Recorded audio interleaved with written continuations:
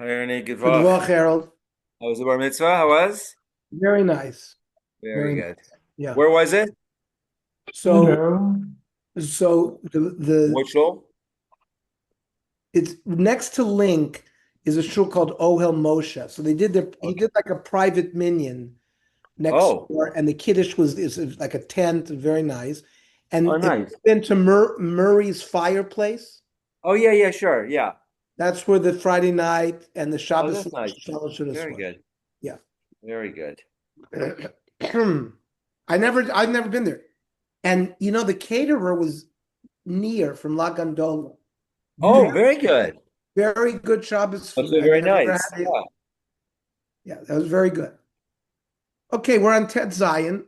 Tomorrow we'll learn at 7, Daf Yomi, and 8 o'clock, the Novi Shir. Omar Mar, on the top of Ted Zion. Got it. Hashoichet b'muchni. You create like a machine. It's like you have a knife that's connected to a wheel, and the knife, slices as you turn the wheel. Kshera, no problem. But v'atanya shchitasu psula. There's another brisa that says that it's possible. Loy kasha habesana de pachra. If you use this wheel with your hand, then it's permitted. Habesarna de maya. But if the wheel was a water wheel, so it's not human, the water is right turning the wheel, and that's what's causing the knife to slice. That would not work. It has to be human action. Both say it's referring to a water wheel. Lo kasha. Habakoch rishon. Koch rishon is the human being opened up the sluice to allow the water to initially flow into the water wheel. Since that happens with the human had direct action to the first flow of water, so then it's viewed as if it was human action. Habakoch sheni, but then now the water is flowing on its own, and then it cuts. That shchita would not be good.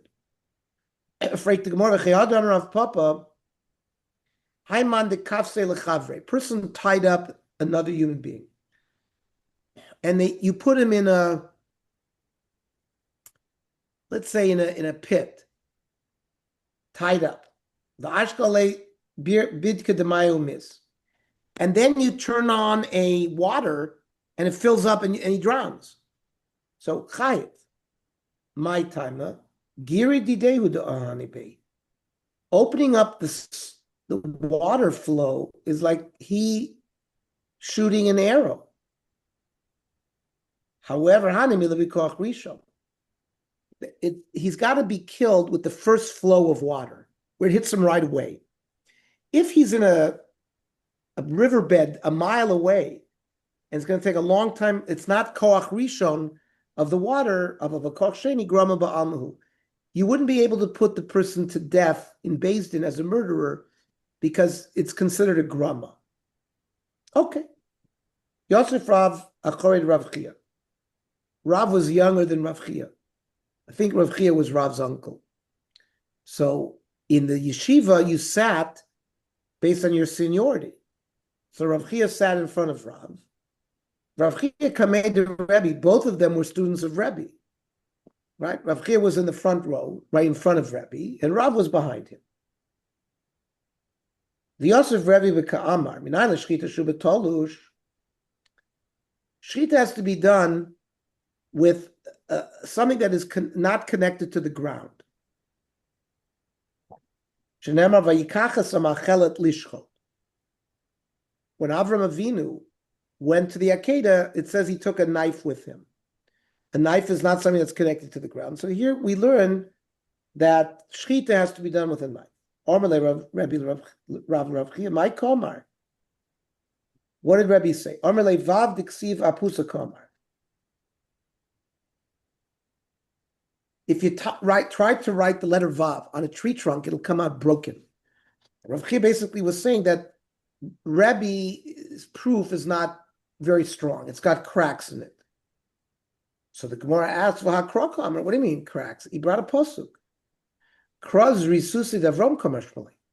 That the Torah is telling us Avram ran right away to do the tzivur of Hashem. And he was concerned that maybe he won't find an implement in the Akedah area to use for the shechita, so he took it with him. He took a knife with him. But it's not that it has to be used. He could use even something that's connected to the ground. Let's say something was a kli that was movable, and then you stuck it into the ground. Regarding avodah zarah, so something that's connected to the ground, you cannot passel it, prohibit it, if you worship that thing that's connected to the ground as avodah zarah. That's from a pasuk. But something that is disconnected from the ground, and you worship it, you can asr it. Now, if something was disconnected and you connected it again, we view it as a talush, and therefore you can prohibit it. Damar if you bow down to your house, asro, you can't use the house. Now, a house is something that the bricks and the stone and the wood were detached from the ground. Now you attached it again. So if you think that if it's considered always attached, you wouldn't be able to asr it, because Elohim al Heharim, you worship avodah zarah, their idols on the mountain, the lo Heharim Elohim, but you cannot prohibit a mountain as their God. So if a house can become prohibited, it's clear that even something that's not originally attached, but now you attach it, it's still viewed as not attached. That's le'inyan avodah zarah. Le'inyan hechsher zroim, this also comes in to the sugya of you have dry seeds, and we've had this before. In order to be makshir makabel tuma, it has to become wet. Now, this is a machlokes tanoi. This is not. Hakoife ka'ar la koisel.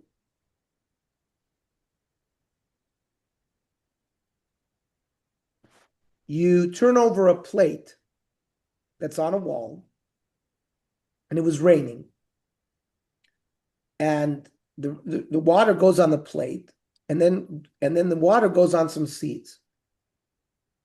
Bishvil shetudach. If your intent in turning over the plate in the rain was to wash the plate, harezeh b'chiyuta, you have to be happy with the water falling on your seeds. So he's generally happy from where the water came from the plate, because he wanted it to be washed. However, if it had nothing to do with the plate, but you turned over the plate b'shvil shelo yilka koisel, in order to protect the wall from the rain, then eina b'chiyuta. Then it's not considered eina b'chiyuta. Now, the Gemara sees a contradiction here. Hagufa kasha. Armid b'shvil shetudach. If your intent was to wash the plate, arezeh b'chiyuta. So, ha b'shvil sheyudach hakoisel. we're medayik from there that if you wanted the wall to be clean, that's not ein ze b'chiyuta. But v'hadartani b'shvil shelo yilka koisa. But if you wanted to protect the wall, ein b'chiyutan. Ha b'shvil sheyudach koisel harez b'chiyutan. So there's something internally contradictory. On Rabbi Lazar, Tavra, Misha Shanazu, Lo Shanazu. And Chanami, that it's two different Tanoim. That the second part is that something that's detached, because the wall, the bricks were not attached until you made a wall. So we view it as detached. And the Tanakama would not hold not like that. However, Rav Papa Amar Kula Tanachadahu. No, really, you don't have to say it's Machlikas Tanoim. It's all one time. It's just two different kinds of walls. Ha b'koisel ma'ara, if it's a wall of a cave. Ha b'koisel binyan, if it's a wall of a building. If a wall's considered attached to the ground, it's a cave. The wall that's not attached to the ground is a binyan. You flipped over the plate. The reason is because you wanted the plate to be cleaned. But if the point of doing that was that you want to clean the wall, but when do we say that? With the wall of a cave, because it was always attached. It wasn't separated and then attached. It has always been attached. But with a wall of a building, if you're trying to protect the wall, it doesn't classify as b'chiyutan. That's because at one point this wall was detached. The bricks, the wood, right? It's treated as detached.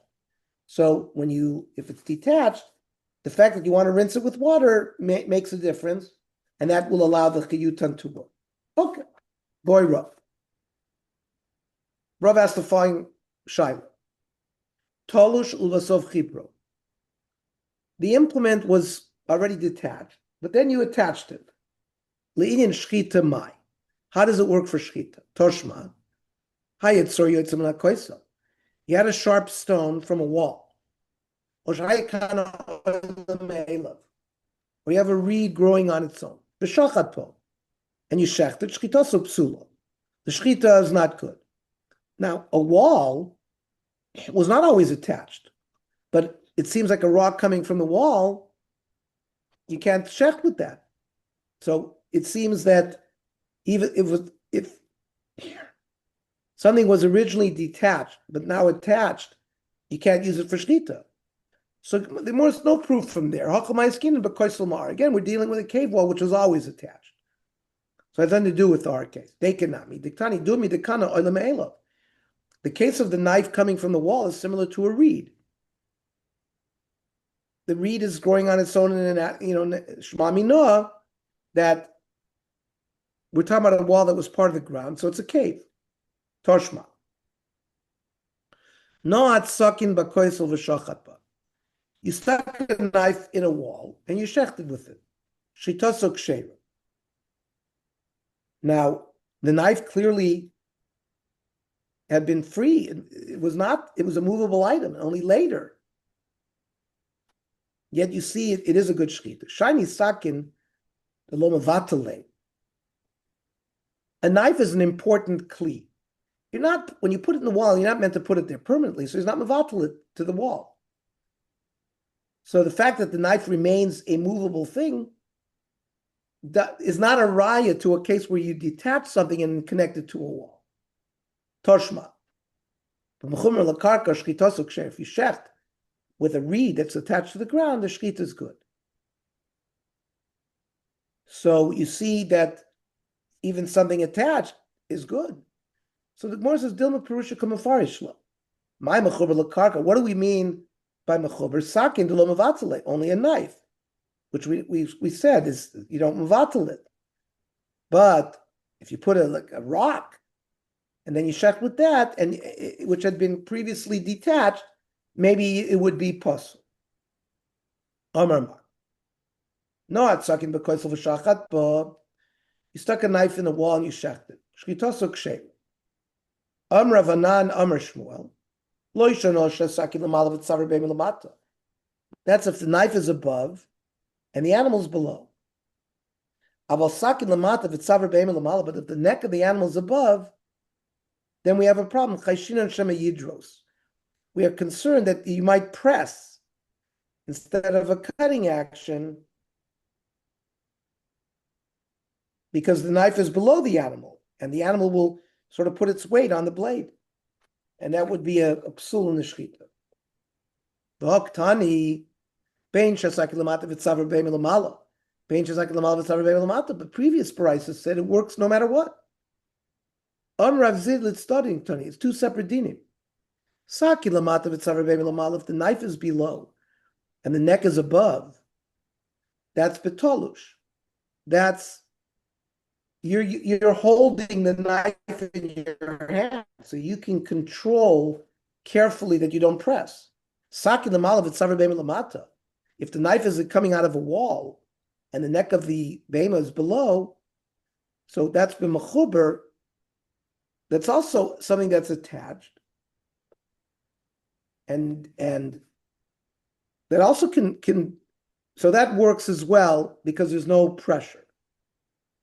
And Rav Papa and Rabbi Oifa the Kolel, that the brisa that said that both are acceptable is a bird because it's not heavy.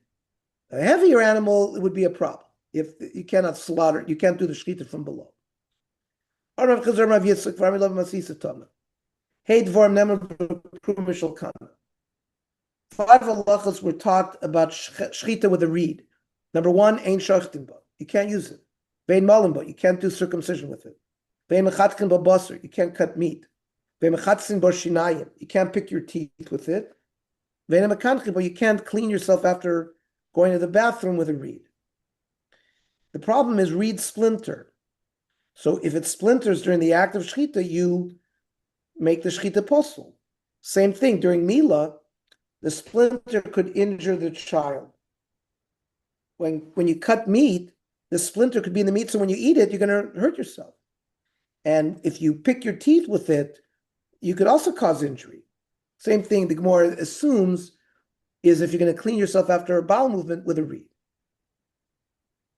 So first of all, it says with a reed, ein shochtim bo. V'atanya bakol shochtim. What do you mean? We had a Mishnah that said you can shech with anything. Bein bitzor, bein bitzchuchos, bein bikrum shulkana. You could use a reed. Amar Rav Papa b'simuna da'agma. That's if it grows in a meadow, so then they don't splinter. But other reeds you shouldn't use. Bein mechatchim b'bas, or Rav Papa mechatchim b'karvedon d'zikri. He would eat fish intestines, which are transparent. And if you see a splinter, you would see it, so you wouldn't eat it. He would cut meat of poultry because that's soft, so it wouldn't splinter. Then it says but you can't clean yourself after going to the bathroom.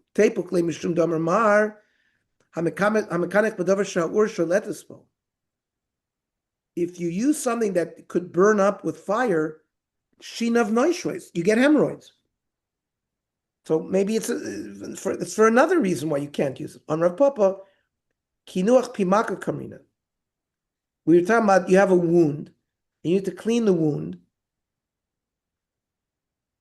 So that we can't do because of the concern of splinters. We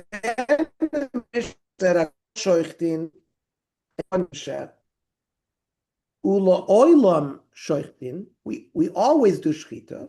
So we don't really know what that means. Hakol shoichtin means hakol b'shchita, v'afilu oif. The psukim that talk about shchita talk about bakar v'tzon, cattle and sheep. Never mentions birds. So you had a havamina, maybe you don't need to do shchita for birds. No. Hakol b'shchita v'afilu oif. Then ula oilam shoichtin. We always do shchita. What is the chiddush there? Mantana, Amrav Rabbi Shmuel, the Tanya. Pasuk says, Ki archiv Hashem lokecha es kulcha, kasher iberla. Hashem's going to bring you to Eretz Yisrael. V'amart oichle basar. You could say, I want to eat meat. Rabbi Shmuel Lomer Labo Kosev Lahatilhem Psar Taiva. Rabbi Shmuel says the Torah is now giving us a pasuk. Previously, you could not just eat meat whenever you wanted it. Shabbatchila Neser Lahem Psar Taiva. You couldn't just eat meat when you wanted it. If you wanted to eat meat, you had to bring a korban shlomim when they were in the midbar. And then when you shech the korban shlomim as a korban, you could eat the meat. But stamazo, if you want to eat meat, there was no permission to eat meat.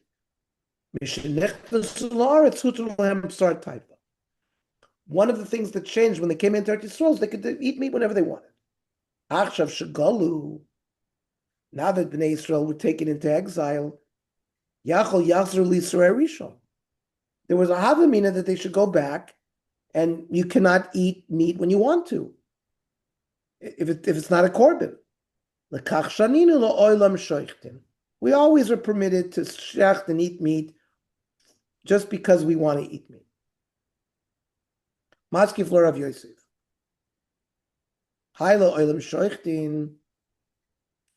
If your explanation is correct, it shouldn't just say Hai la'olam shoichtin. It should say la'olam shoichtin v'oichlin l'boile.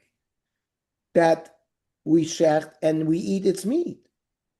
That's the chiddush. The old, I'll tell you another problem. Mi'ikara, my time at Itzer. When they were in the midbar, why were they prohibited to eat meat based on their desire? Mishum da'ava makarvi l'mishkan. It was as practical. All we learned today today in Bamidbar. All the tribes were encamped around the Mishkan. Everybody lived close to the Mishkan. You wanted to eat meat, just bring a korban. So when they came into Eretz Yisrael, well, Basov, my time at Ishtari, how come they now permitted you to shech whenever you wanted to? Because Dava Merachik Mishkan. Most people lived very far from the Mishkan. Mishkan was in Shiloh. Nobody lived there. So it's not practical that the only time that they would eat meat was to bring a korban. The Kol Sheken Hashta, now that we don't, number one, we don't live in Eretz Yisrael. Number one, it's even further away from the Beis Hamikdash. While the Beis Hamikdash was alive. So we have to explain the mission a different way. We'll learn this tomorrow. So tomorrow we're going to learn, God willing, at 7 o'clock, the daf. And at 8 o'clock, we will do the Sefer Ezra. חודש טוב, שבוע טוב.